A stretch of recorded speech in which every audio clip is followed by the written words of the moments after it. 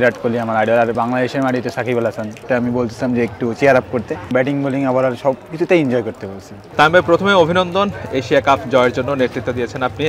Asia cup শেষ করেই আবার দু একদিন পরেই আবার এনসিএল শুরু করেছেন, তো এনসিএলটা কেমন যাচ্ছে? আলহামদুলিল্লাহ যাইতেছে, কিন্তু সেভাবে আমার কাছে এখনও ভালো করে আমরা যাইতেছি। আমরা 3টা ম্যাচ হারছি আপনারা জানেন, এবং একটা জিতছি। সো ইনশাল্লাহ চেষ্টা করবো ভালো কিছু করার। এখনও আপনার নামের সঙ্গে তামিম ইকবালের নামের অনেক মিল, এটা নিয়ে আসলে প্লেয়াররা বা অন্যান্য দর্শকরা আসলে কিছু বলে কিনা? যে আসলে দেখেন, যে দর্শক বলতে যে অনেকে জিজ্ঞেস করতেছে আর কি তামিম ভাই নাম, এটা ছোটোবেলায় আমার বাবা রাখছিল আর কি, ওইটা নিয়ে আর কি মিল আছে। আচ্ছা, তামিম ইকবালের সঙ্গে ম্যাচে কোনো কথা হয়েছিল কিনা, কোনো পরামর্শ দিয়েছিল কিনা? এমনি মিরপুরে হয়েছিল, যেটা আমরা যখন উনি ব্যাটিং করতে যাইতেছিল, প্র্যাকটিস ছিল তখন আর কি। ভাই ওই কাছে আমরা কথা বলছিলাম, তখন বলতেছিল যে আর কি যে ক্রিকেটটা এনজয় করতে আর কি, আমরা 19 ক্রিকেটটা এনজয় করতে, এবং ব্যাটিং বোলিং আবার সব কিছুতেই এনজয় করতে বলছি। আচ্ছা, এবারে এনসিএল এর উইকেটটা কেমন মনে হচ্ছে আপনার কাছে?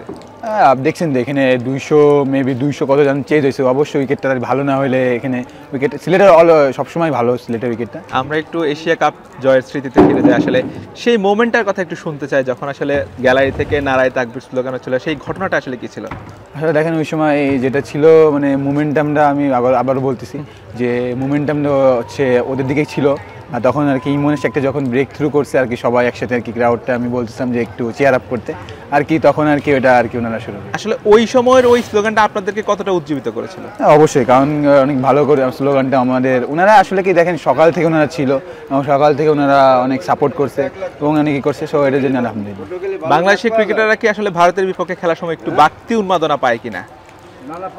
বাড়তি উন্মাদনা বলতে দেখেন, যখন আপনি ভালো টিমের সাথে খেলবেন তো ভালো একটা এটা স্পিড থাকবে, যখন আপনি বড় বড় টিমের সাথে খেলবেন।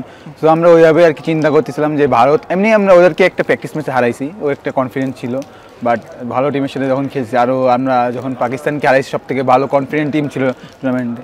সো এটা আর কি, যে আমরা চেষ্টা করছিলাম আমাদের বেস্ট দিয়াচ্ছে। টুর্নামেন্টে যাওয়ার আগে কি ভেবেছিলেন যে আসলে আপনারা ওইভাবে চ্যাম্পিয়ন হয়ে ফিরবেন, ডিফেন্ডিং চ্যাম্পিয়ন হতে পারবেন, ওরকম আত্মবিশ্বাস?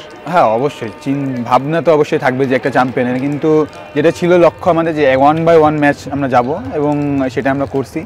আর আলহামদুলিল্লাহ হয়তো একটা যখন আমরা হারছি শ্রীলঙ্কার সাথে, একটা কামব্যাক, সুন্দর কামব্যাক আমরা সেমিফাইনাল আপনি দেখছেন হয়তো, যে খুব সুন্দর, ওখান থেকে আর কি বেশি কনফিডেন্সটা আছে। আপনার সঙ্গে আসলে এশিয়া কাপ জয়ের পর আসলে ক্রীড়া উপদেষ্টা কিংবা ডক্টর ইউনুস বা কারোর সঙ্গে ফোন কলে কথা হয়েছিল কিনা? না, আমার সাথে এখনো কথা হয়নি, হয়তো বা ম্যানেজমেন্টের সাথে কথা হয়েছে। আপনাদেরকে বিসিবি থেকে একটা পুরস্কার দেওয়ার কথা ছিল, আসলে সেটা সম্পর্কে কি জানেন? হয়তোবা আমি যদি যাই হয়তো দিতে পারে, এবং এটা ইনশাল্লাহ হয়তো পাইতে পারি।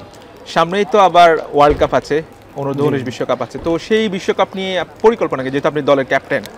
হ্যাঁ, অবশ্যই দেখেন, সামনে অনেকগুলো আমাদের সিরিজ আছে, এবং সামনে হয়তো বা মেবি শ্রীলঙ্কার সাথে সিরিজ আছে, এবং বাইরে অনেকগুলো আমাদের সিরিজ আছে, এবং সামনে আরও একটা এশিয়া কাপ এবং আর একটা ওয়ার্ল্ড কাপের জন্য আমরা ওই প্রস্তুতি হইতেছি, এবং আশা করি ইনশাল্লাহ ভালো কিছু করবো। ক্রিকেটে আপনার আইডলকে? ক্রিকেটের আইডল তো বলছি আমি আগেও, জানেন বিরাট কোহলি আমার আইডল, আর বাংলাদেশের মাটিতে সাকিব আল হাসান। নিশ্চয়ই সবার আসলে ন্যাশনাল টিম নিয়ে, যেহেতু ক্রিকেট যেহেতু খেলছেন, ন্যাশনাল টিমে খেলার পরিকল্পনা আছে, ঠিক কবে নাগাদ বা আপনার প্ল্যানটা কি, আসলে কোন সময় আপনি আপনার সেই জায়গাটা দেখতে চান? আসলে সময় বলতে এখন হলে তো এখনই, যদি আপনি ভালো খেলতে থাকেন, ভালো খেলার উপর ডিপেন্ড করে, আপনার যত ভালো খেলবেন ততক্ষণ আপনি নিবে।